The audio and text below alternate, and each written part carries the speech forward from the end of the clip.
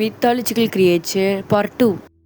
நீங்கள் டிப்ரெஸ்ஸாக இருக்கும்போது உங்கள் கூட ஒரு பேய் இருக்குன்னு சொன்னால் நம்புவீங்களா? ஆனால் அப்படிப்பட்ட பேய் இந்த உலகத்தில் வந்து மித்தாலஜி கிரியேச்சராக இருக்குது. இது வந்து சீன மித்தாலஜி கிரியேச்சர், ரொம்ப பழைய சீனா திபெத் மலைப்பகுதியில் இது வந்து அந்த பேய் கதை தோன்றுச்சுன்னு சொல்கிறாங்க. இந்த கிரியேச்சர் எப்படி கிரியேட் ஆச்சுன்னா, மக்களோட அநியாயம், சேட்னஸ்ஸு அந்த மாதிரி ஃபீலிங்ஸோட மிக்ஸ் ஆகி வந்த கிரியேச்சர் தான் இதுன்னு சீன மக்கள்லாம் சொல்கிறாங்க.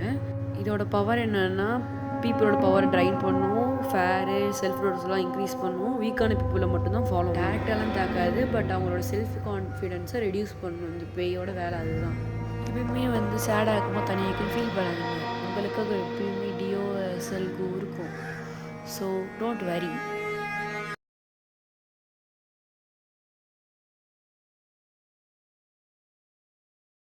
ஆனால் ஒரு வார்னிங் என்னென்னா, இனிமேல் டிப்ரெஸ்ஸாக இருக்கும்போது யோசிச்சு டிப்ரெஸ்ஸாக இருந்துக்கோங்க. அப்புறம் பேய் வந்து உங்களை அட்டாக் பண்ணுச்சுன்னா என்ன எதுவும் கேட்கக்கூடாது.